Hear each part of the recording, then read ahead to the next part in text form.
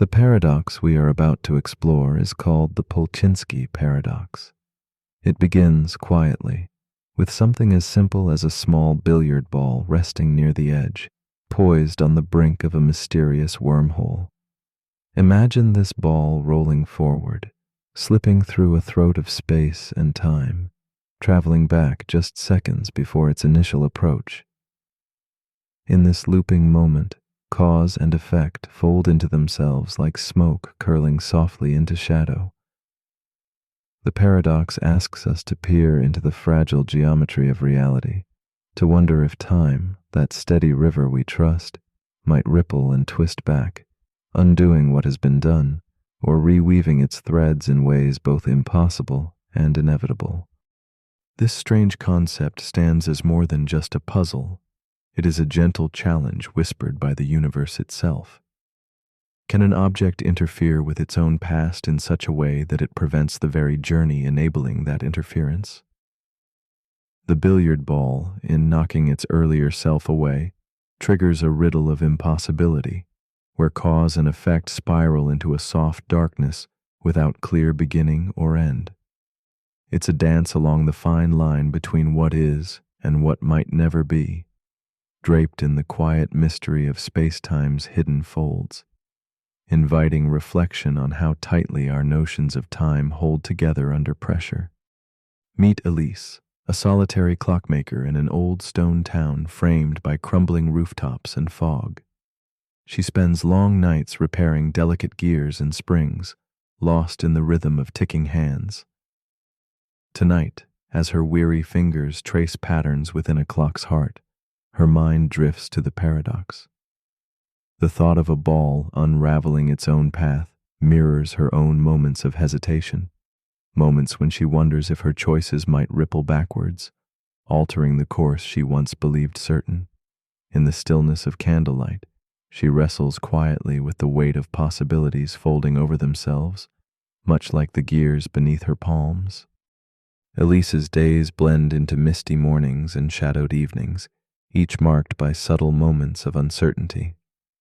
She recalls a time when a decision hesitated on her tongue, stopped itself mid-thought, as if caught in an invisible loop. That hesitation mirrors the billiard ball's twist, a cause thwarted by its own effect. Alone in her shop, surrounded by the soft glow of vintage bulbs, Elise feels a fragile kinship with the paradox's silent dance. She senses her life is caught between action and reflection, a quiet tension where beginnings and endings blur, and time itself seems to lean in and listen.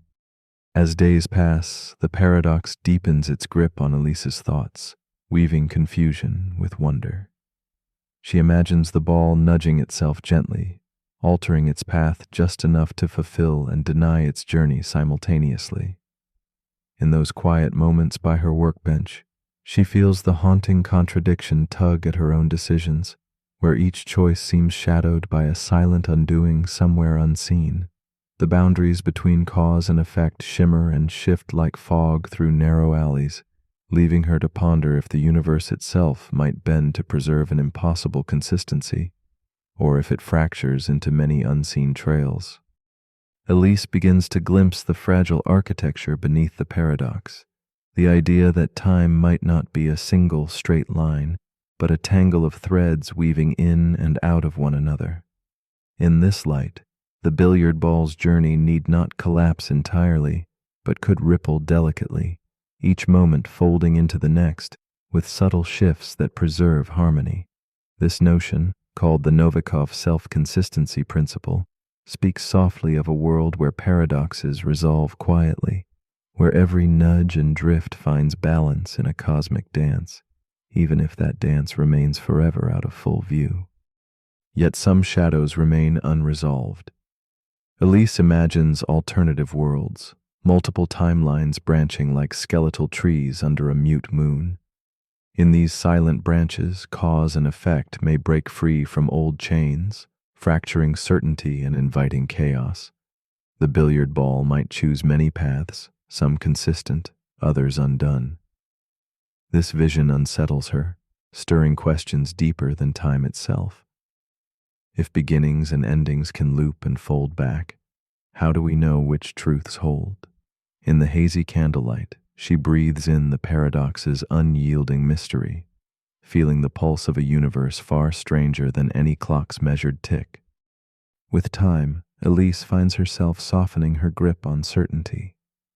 The paradox unfolds within her like the slow unfurling of a shadowed flower, teaching patience in stillness.